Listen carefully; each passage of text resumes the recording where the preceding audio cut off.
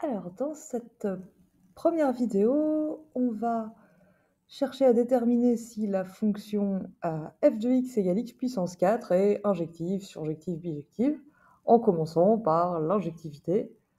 Donc, f serait injective si et seulement si, quel que soit x et y, ou mettons x1, x2 dans R, f de x1 égale f de x2 implique x1 égale x2. Donc, si on arrive à montrer ça, f sera injective.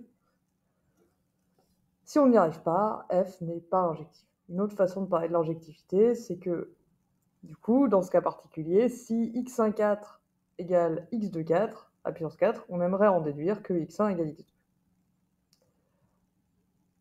Sauf que si x1 4 égale x2 4, on peut prendre la racine quatrième, la puissance 1 quart, mais ça nous dit juste que valeur absolue de x1 doit être égale à valeur absolue de x2, et donc il est possible que x1 soit égal à moins x2, et dans ce cas-là, on aura tout de même x1 puissance 4, ça fait moins x2 puissance 4, le moins 1 puissance 4, ça fait 1, et ça nous donne le même x2 puissance 4.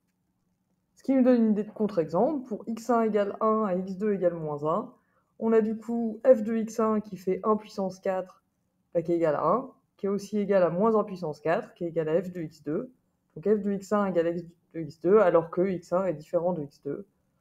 Donc, on a montré qu'il existait un x1 et un x2 tel que f de x1 égale f de x2 et x1 différent de x2. Et ceci est précisément la négation de la définition de l'injectivité qu'on a rappelée en haut.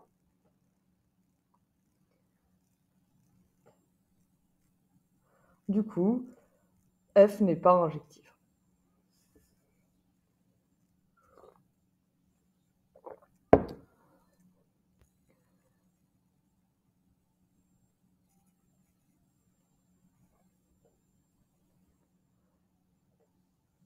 Alors du coup, attention, comme je disais il y a un instant, la fonction racine quatrième de x, ou x1 puissance 1 quart, ça n'existe que si x1 est positif. Et le fait que, ici, x1 puissance 4 à la puissance 1 quart égale x2 puissance 4 à la puissance 1 quart, ça nous dit juste que valeur absolue de x1 égale valeur absolue de x2. Et si x1 était négatif, si x1, enfin, comment dire, si on avait un nombre négatif, on ne pourrait pas prendre sa racine quatrième.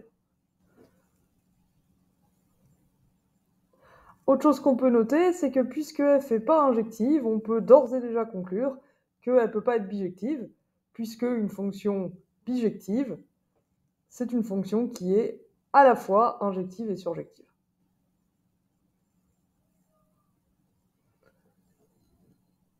Donc, du fait que f, dès que vous savez que f n'est pas injective ou alors pas surjective, vous pouvez en déduire qu'elle n'est pas bijective. Si on avait réussi à montrer qu'elle était injective, par contre, on n'aurait pas pu conclure tout de suite pour la bijectivité.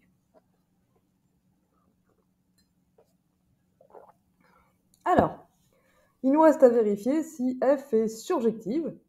Qu'est-ce que ça veut dire déjà surjective ? Ma fonction f, elle est surjective si, pour tout élément de son espace d'arrivée, qui ici est R tout entier, donc il faut montrer que quel que soit l'élément A appartenant à R, il existe un x dans leur espace de départ, donc R, tel que f de x égale 1. Si on arrive à montrer ça, f est surjective. Si on n'y arrive pas, ça nous donnera peut-être une idée de contre-exemple pour montrer qu'elle ne l'est pas. Alors du coup, si je prends un A appartenant à R, la question qu'on se pose, c'est est-ce que je peux trouver un x réel tel que x puissance 4, c'est-à-dire f de x, est égal à A.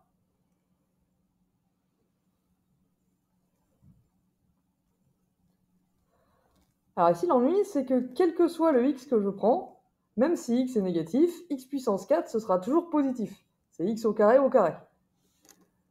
Du coup, si A est négatif, ce qui peut tout à fait être, puisque c'est juste un réel, je ne sais pas s'il est positif ou négatif, et ben je ne trouverai pas un antécédent, je ne trouverai pas une solution de x puissance 4 égale A. Encore une fois, même problème, la racine quatrième, elle n'est pas définie pour les réels strictement négatifs. Par exemple, il n'y a pas moyen que de trouver un x tel que x puissance 4, ça fait moins 3. Et donc moins 3 est un exemple de A réel, tel que pour tout x dans R, f de x est différent de A, et ça c'est la négation de la surjectivité. On en déduit du coup que f n'est pas non plus surjective.